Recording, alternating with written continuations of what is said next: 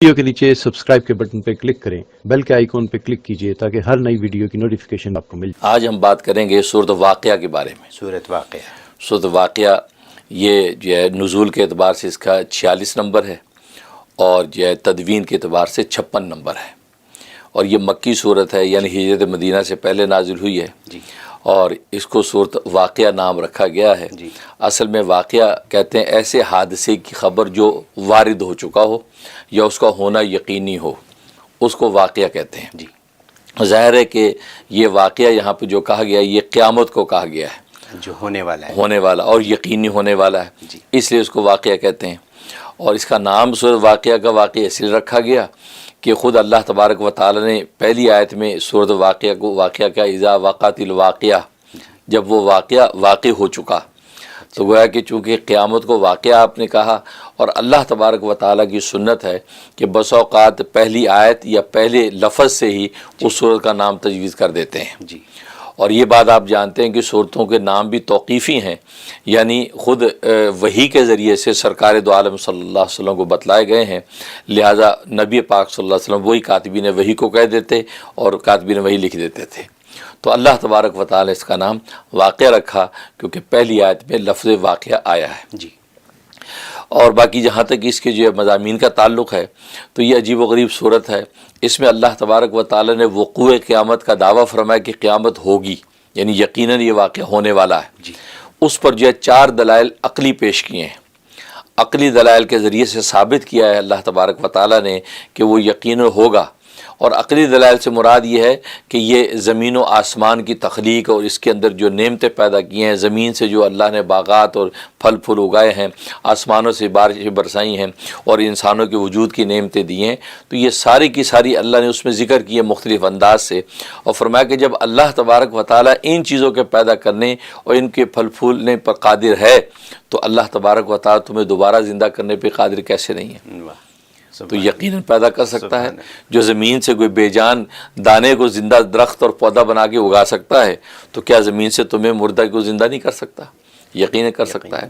تو اس انداز سے ذکر فرمایا، اور پھر اللہ تبارک و تعالی نے 3 طرح کے گروہوں کا ذکر کیا کہ ظاہر ہے کہ یہ جب یہ عنوان سامنے آیا کہ وقوع قیامت ہوگا تو 3 طرح کے لوگ سامنے آئے کہ بعض ماننے والے، بعض نہ ماننے والے، اور بعض ماننے میں اتنا آگے چلے گئے کہ سبقت لے گئے۔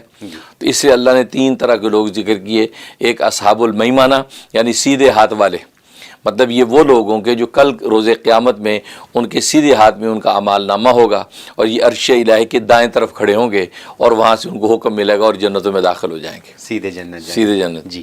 اور دوسری طرف جو ہے وہ اصحاب المشامہ کا ذکر کیا، یعنی الٹے ہاتھ والے، یہ وہ لوگ ہوں گے جن کے الٹے ہاتھ میں اعمال نامہ ہوگا اور یہ عرش الہی کی الٹی سائڈ پہ کھڑے ہوں گے اور ان کے لیے جہنم کے اندر ان کو دھکیل دیا جائے گا۔ اچھا۔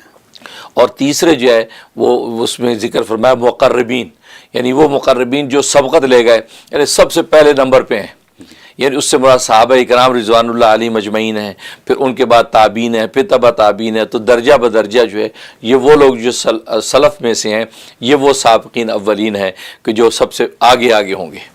تو گویا کہ یہ 3 طرح کے لوگوں کو اس میں ذکر فرمایا، اور ظاہر ہے کہ انسان جب ان تفصیلات کو دیکھتا ہے تو کوشش کرتا ہے اصحاب المیمنہ میں شامل ہو جاؤں، یا یہ کم سے کم میں سابقون اولون میں شامل ہو جاؤں۔ تو جس درجے کی وہ محنت کرے گا اور جس درجے کے اخلاص پائے گا اسی درجے میں وہ آگے بڑھ جائے گا۔ تو یہ سورہ واقعہ کے اندر حقائق بیان کیے۔ اس سے پہلے سورۃ الرحمن کے اندر جو ہے وہ اللہ نے جو اپنی نعمتیں کی ذکر کی اور ان کو 31 دفعہ فبأي آلاء ربكما تكذبان کہہ کے اعتراف نعمت کروایا، اور انہی نعمتوں کی تفصیل اور تتمہ اس صورت کے اندر واضح کیا گیا ہے کہ آخرت کے اندر بھی کس انداز سے اللہ تبارک و تعالی نعمتیں تقسیم کریں گے۔ اللہ کی یہاں تو ججمنٹ بالکل صحیح ہوگی، بالکل جو کچھ فیصلہ ہوگا وہ بالکل جائز اور صحیح ہوگا، بالکل۔ تو یہ اس میں ذکر کیا۔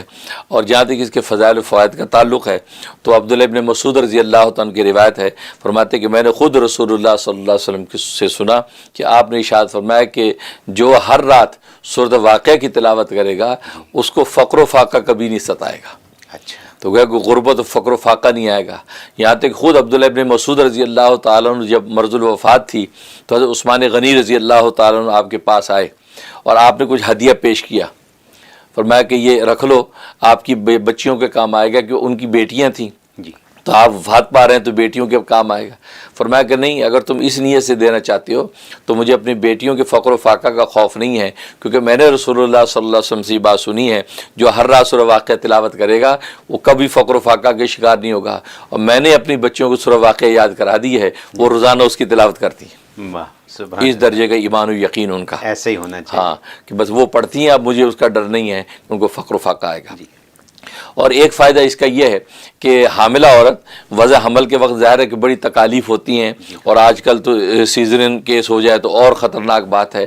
اس کے اندر یہ بڑا کمال ہے کہ صورت واقعہ لکھ کے وہ اگر اس مجھے حاملہ کے گلے میں تعویذ بنا کے ڈال دیا جائے تو بڑی آسانی سے ولادت ہو جاتی، اچھا کسی قسم کی کمپلیکیشنز نہیں آتے. جی بہت زبردست یہ صورت اس حوالے سے.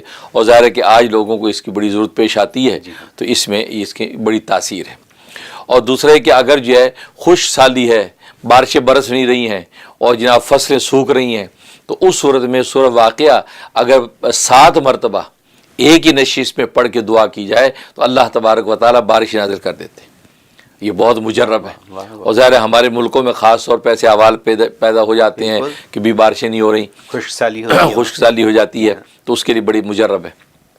دوسرا ہے کہ اگر بارشیں بہت زیادہ ہو رہی ہیں، اتنی ہو رہی ہیں کہ فصلیں تباہ ہو رہی ہیں، اور ایسا ہوتا ہے بس اوقات.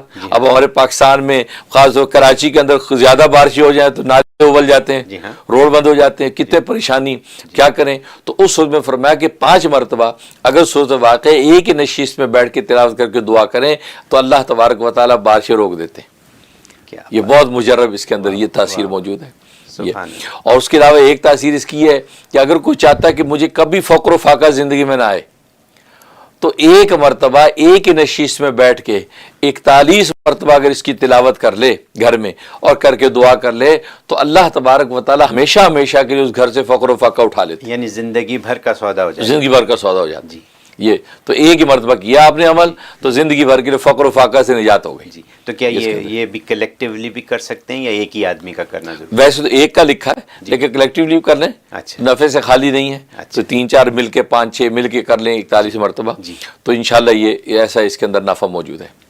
اور جہاں تک اس کے خواب میں تعبیر کا تعلق ہے، حضرت عمر رضی اللہ تعالیٰ فرماتے ہیں کہ یہ شخص جو ہے دین دنیا کی نعمتیں پائے گا اور آخرت کے اعتبار سے یہ قطر پریشان نہیں ہوگا. اللہ تبارک و تعالیٰ دنیا میں بھی اس کو نعمتیں دیں گے اور آخرت کے اندر جو ہے اس کے لیے جنت کے دروازے کھول دے گا، آسانی سے اس کی بخشی ہوگی.